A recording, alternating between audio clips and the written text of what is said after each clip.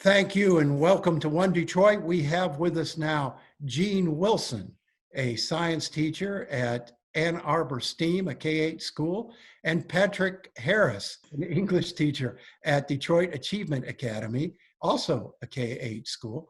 Patrick, how's it going? Tell us about how this is working, trying to do your classroom instruction remotely. I think for me, I'm mostly concerned about access. I know that my students want to learn. I know that they are motivated and they want to be engaged, but it's not so much as we weren't prepared for distance learning.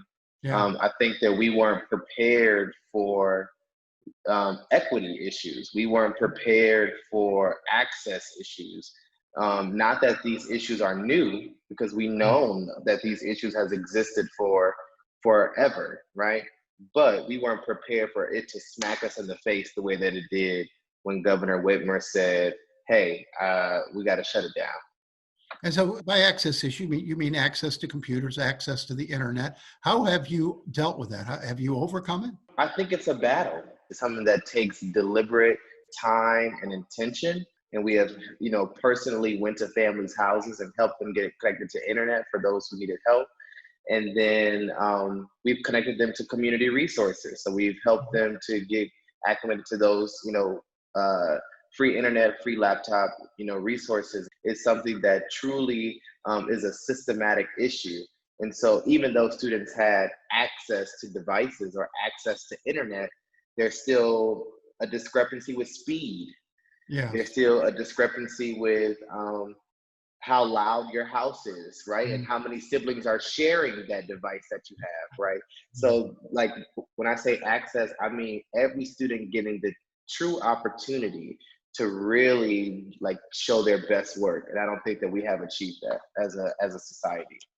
Jeanie Wilson, my daughter is also an 8th grade science teacher, and it seems like that's a very hands-on course, particularly for middle schoolers. How do you transfer that hands-on education to a computer screen when you're not anywhere near the students?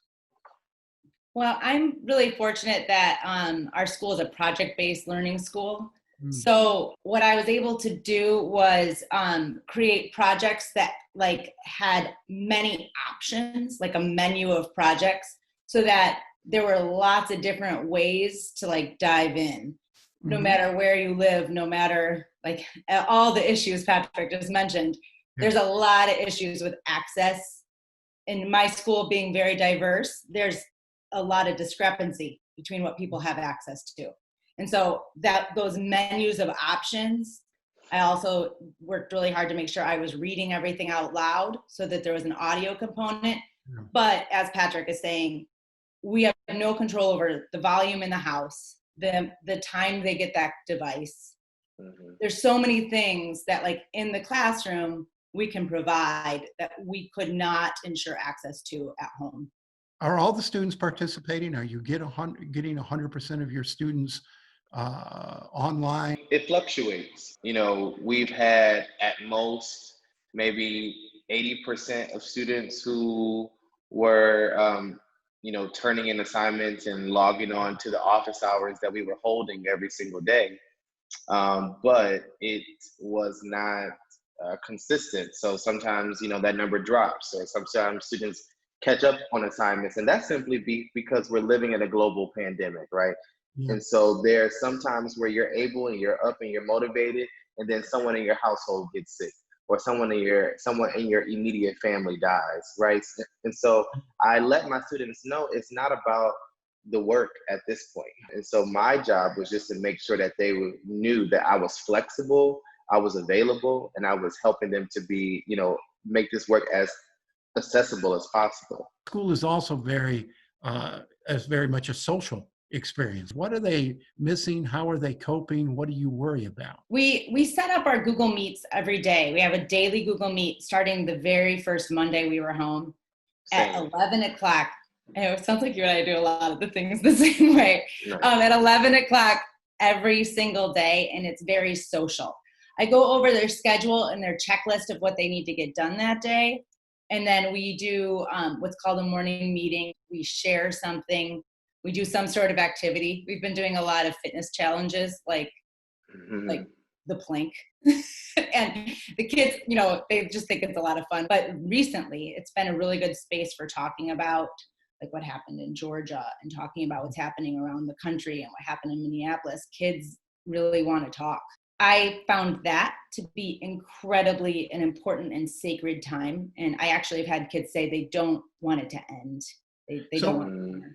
So how comfortable are you both that your students are where they need to be at the end of the school year? I think that's arbitrary, and I think it is subjective at the end of the day. I think no matter what, teachers would do what they do best. They will meet students where they are come the fall. I really couldn't agree more. I think these arbitrary measures you're speaking of, like, that's not the goal right now. And it's not, and maybe it's time to question some of those goals.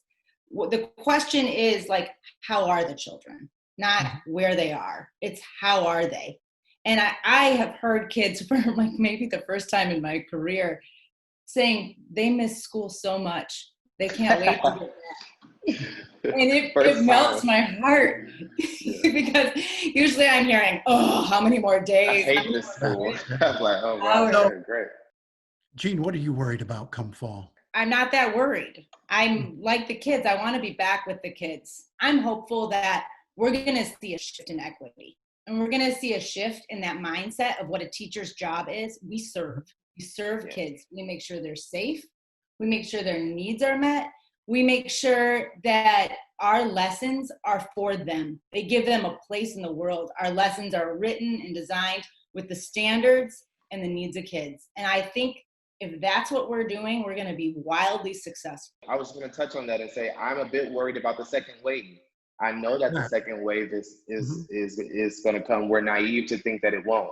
We have to be mindful of all of these things, and we have to follow the guidelines, and we have to wear masks.